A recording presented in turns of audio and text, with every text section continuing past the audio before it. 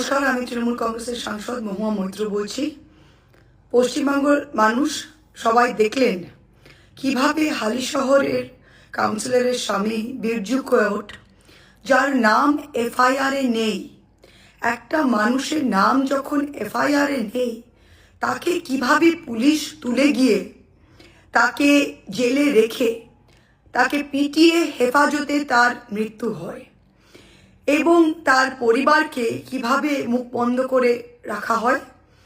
আজকে মমতাদি, যিনি 3বার এই রাজ্যের মুখ্যমন্ত্রী ছিলেন, যিনি অল ইন্ডিয়া তৃণমূল কংগ্রেস এর চেয়ারপারসন, তিনি কল্যাণ ব্যানার্জি এমপি এবং দোলা সেন এমপি, তাদের সাথে হালিশহরে যাচ্ছিলেন বিরজু কোয়েটের বাড়ির ফ্যামিলি মেম্বার্সদের সাথে সাক্ষাৎ করতে।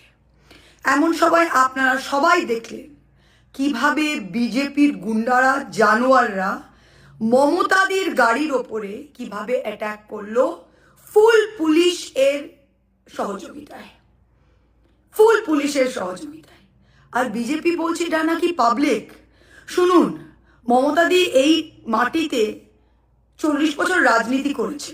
মমতাদি জিতুক হারুক, আমাদের পার্টি পাওয়ারে থাকুক না থাকুক, কোনো ব্যক্তি, কোনো পাবলিক ব্যক্তিগতভাবে মমতা ব্যানার্জিকে, তাকে অপছন্দ করলেও মমতা ব্যানার্জিকে অ্যাটাক করতে যাবে, তার ওপর কিছু ছুটতে যাবে, সেই পাবলিক কিন্তু বাংলায় জন্মায়নি।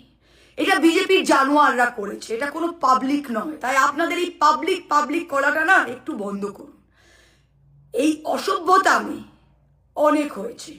আর পুলিশ যদি ভাবে মিথ্যা কেসে প্রত্যেকটা জায়গায় একটা জিনিস করছে, এফআইআর এর নাম নেই, কোথাও নাম নেই, নোটিশ পাঠিয়ে কোথাও তোলা, কোথাও বড়বাবু ডাকছে, মেজবাবু ডাকছে বলে তোলা, বাড়ির লোককে ধমকানো, পিসিতে রাখা প্রত্যেকটা জায়গায়। আজকে মমতাদির ওপর মমতাদি, তিনি একজন 3বারের মুখ্যমন্ত্রী, তিনি যাচ্ছেন একজন নিহত কর্মীর বাড়িতে, তার উপরে বিজেপির জানোয়ারদের সাহস কি? বাংলার মানুষ কি দেখছে না? বাংলার মানুষ দেখছে না কি? এই চোর দালাল পুলিশ এগুলো করছে আর বলছে কিনা বাংলার মানুষ এটা করছে।